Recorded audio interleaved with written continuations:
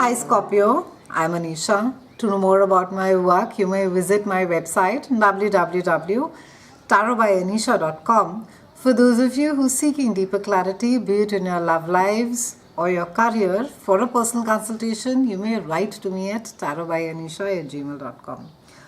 Scorpios, we begin the month with Venus, which is retrograde in a part of your chart that is all about your work and your health.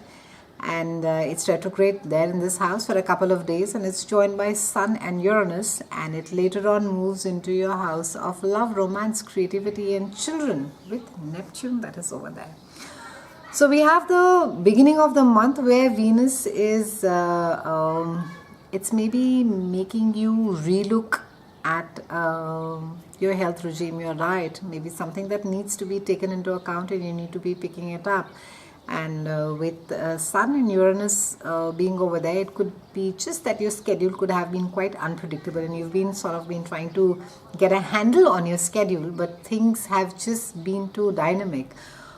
Down the week, we have Venus that again moves into your house of love, romance, children, and creativity, and you may find that you could be either be rethinking about the past, you could be thinking about maybe you could be thinking about your child, you could be thinking about your child's childhood, you could be thinking about some wonderful time spent together, maybe some holidays taken together, and you could just be on a nostalgia trip during this time. And with Neptune being over here, just be a little cautious, because Neptune at times to bring about a lot of energy which can make things quite delusional. We're not able to look at things clearly as they are. On the 10th, we have Mercury that is going retrograde, and it's retrograde till about 5th of May, and she's going into a part of your chart which is about marriage and partnerships, and it's joining Mars over there. So like all the Mercury drill, be careful about communication, travel, try not to buy any big ticket electronics during this point of time. And also specifically with because the communication has to do with your partnerships, ensure that if there's any sensitive thing that you need to be sharing with your partner, that you're not being very explosive and you're not being very aggressive. Put things more gently, put things more in a more logical way, and also be transparent. Scorpio is very important. Try not to play games during this point of time. On the 11th, we have a full moon that is there in your house of behind the scenes spirituality, and it's a house where we go and recharge our emotional batteries.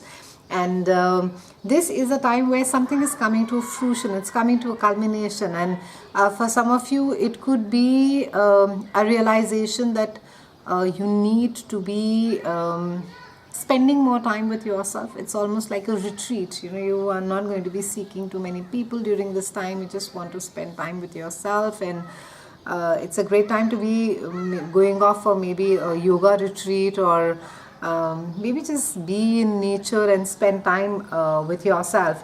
On the 16th, we have Venus, and Venus is going direct. So it's a great time to be going in for that complete makeover, great time to be shopping, and it's also a great time to be buying lovely things. On the 20th, we have Sun, and it's moving into your house of marriage and partnership. So a lot of clarity comes around, and it's a time if there have been certain things, we must remember, however, Mercury is still retrograde, but you can initiate conversations that have been lying dormant previously. Try not to bring up new issues. And it's a time to be, not just, I would say, discussing things, but reviewing them, looking at them as to, what is working, what is not working.